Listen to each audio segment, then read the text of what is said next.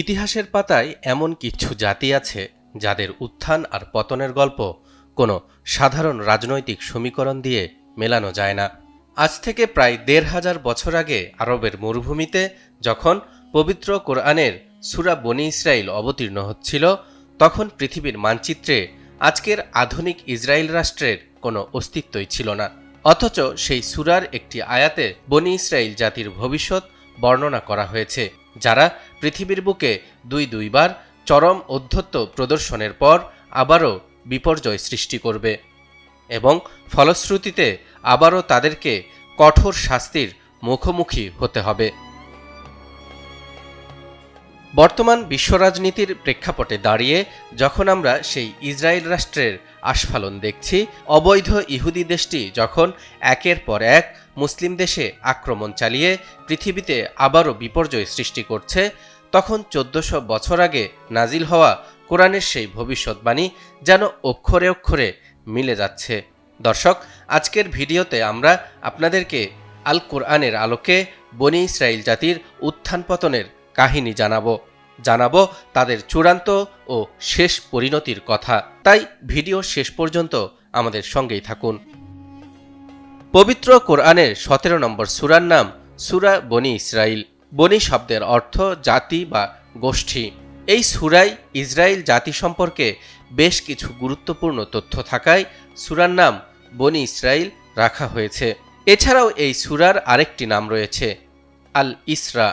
সূরার একেবারে শুরুতেই মহানবী হযরত মুহাম্মদ সাল্লাল্লাহু আলাইহি ওয়াসাল্লামের বিস্ময়কর মুজিজা ইসরা ও মেরাজের বর্ণনা থাকায় এর আরেকটি নাম আল ইসরা। এই সূরার চতুর্থ ও পঞ্চম আয়াতে মহান আল্লাহ স্পষ্ট করে বলেছেন, আমি কিতাবের মাধ্যমে বনী ইসরায়েলকে জানিয়ে দিয়েছি, তোমরা অবশ্যই পৃথিবীতে দুইবার বিপর্যয় সৃষ্টি করবে এবং অত্যন্ত ঔদ্ধত্য প্রদর্শন করবে আর অহংকারী হয়ে উঠবে। অতঃপর যখন দুটির মধ্যে প্রথমটির সময় এসে উপস্থিত হলো, তখন আমি তোমাদের বিরুদ্ধে পাঠিয়ে দিলাম আমার বান্দাদেরকে, যারা ছিল যুদ্ধে অতি শক্তিশালী। তারা তোমাদের ঘরে ঘরে ঢুকে ধ্বংসযজ্ঞ চালালো, আর এর মাধ্যমে আমার সতর্কবাণী পূর্ণ হলো। তাফসিরের কিতাবে লেখা হয়েছে, এই জাতির প্রথম বিপর্যয়ের সময়কাল ছিল প্রাচীন জেরুজালেমের স্বর্ণযুগ পরবর্তী সময়। সে সময় তারা আল্লাহর একজন নবী শায়া আলাইহিসসালামকে হত্যা অথবা আরমিয়া আলাইহিসসালামকে বন্দী করেছিল এবং তাওরাতের বিধিবিধানকে অমান্য করে অবাধ্যতায় লিপ্ত হয়ে জমিনে ফাসাদ সৃষ্টি করার অপরাধ করেছিল। এর ফলে আল্লাহ তাদের উপর এমন এক শক্তিশালী বাহিনীকে চাপিয়ে দেন, যাদেরকে কোরআনে বর্ণনা করা হয়েছে অত্যন্ত শক্তিশালী বান্দা হিসেবে। অধিকাংশ ঐতিহাসিকের মতে এটি ছিল ব্যাবিলনের অগ্নিপূজক সম্রাট বখতেনাসর বা নেবুচাঁদনেজারের আক্রমণ। হযরত ঈসা আলাইহিস সালামের জন্মের প্রায় ৬০০ বছর আগে সম্রাট বখতেনসর জেরুজালেমকে ধ্বংসস্তূপে পরিণত করেন, ইহুদিদের উপাসনালয় হাইকালে সুলাইমানি গুড়িয়ে দেন এবং বনী ইসরায়েলদেরকে দাস বানিয়ে নিয়ে যান। এটি ছিল কোরআনে বর্ণিত প্রথম সেই কঠোর শাস্তি।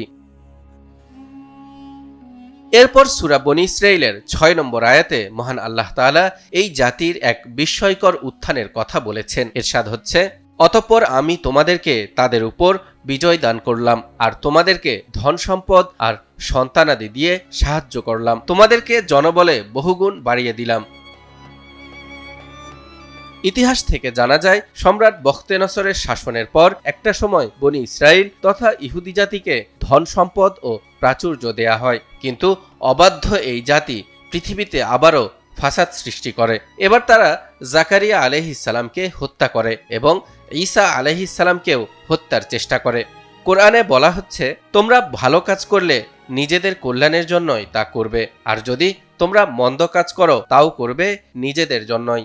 অতঃপর যখন দ্বিতীয় প্রতিশ্রুতি পূরণের সময় আসলো, তখন আমি তোমাদের শত্রুদেরকে শক্তি দিলাম যেন তারা তোমাদের চেহারা বিকৃত করে দেয় আর মসজিদে আকসায় ঢুকে পড়ে যেভাবে তারা সেখানে প্রথমবার ঢুকে পড়েছিল, আর তাদের সম্মুখে যা পড়ে তাকে সম্পূর্ণরূপে ধ্বংস করে দেয়। এই আয়াতের ব্যাখ্যায় তাফসিরের কিতাবে লেখা হয়েছে, দ্বিতীয়বারের মতো পৃথিবীতে বিপর্যয় সৃষ্টির শাস্তিস্বরূপ রোম সম্রাট টিটাসকে আল্লাহ তাদের উপর আধিপত্য দান করেন। টিটাস জেরুজালেমের উপর আক্রমণ করে তাদের লাশের গাদা লাগিয়ে দেয়, শত শত মানুষকে বন্দী করে, তাদের ধন সম্পদ লুটে নেয়, ধর্মপুস্তিকাগুলোকে পদদলিত করে, বাইতুল মুকাদ্দাস ও ইহুদিদের উপাসনালয় সুলাইমানি হাইকালকে ধ্বংস করে দেয় এবং তাদেরকে জেরুজালেম থেকে বের করে দেয়।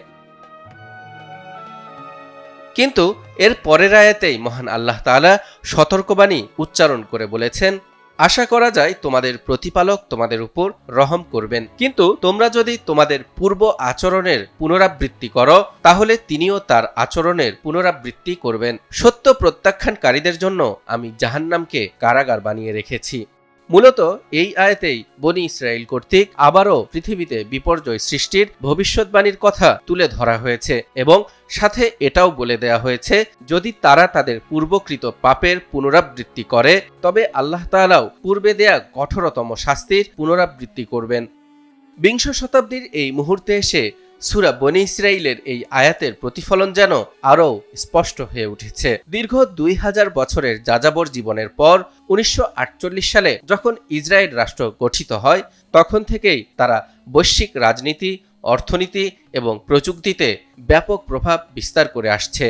আর বর্তমানে আমেরিকা এবং পশ্চিমা বিশ্বের নিঃশর্ত সমর্থন, অঢেল অর্থবিত্ত আর সামরিক শক্তি নিয়ে ইসরায়েল রাষ্ট্রের যে আগ্রাসন আমরা দেখছি, তা যেন কোরআনে বর্ণিত সেই অহংকার বা উলুওয়ান কাবিরার বাস্তব প্রতিফলন। তবে কোরআনের ঘোষণা অনুযায়ী তাদের এই শক্তির দাপট অচিরেই শেষ হবে। যেমনিভাবে তাদের পূর্বসূরিদেরকে কঠোরভাবে শাস্তি দেয়া হয়েছিল, তেমনিভাবে তাদের উত্তরসূরিদেরকেও শাস্তির আওতায় নিয়ে আসা হবে এবং তাদের অর্জিত সব গর্ব আর অহংকার ধূলিসাৎ করে দেয়া হবে। এটি আল্লাহর ফায়সালা আর এটি তাদের চূড়ান্ত পরিণতি। অপেক্ষা এখন কেবল সময়ের, কারণ মহান আল্লাহর প্রতিটি প্রতিশ্রুতি সত্য এবং অমোঘ।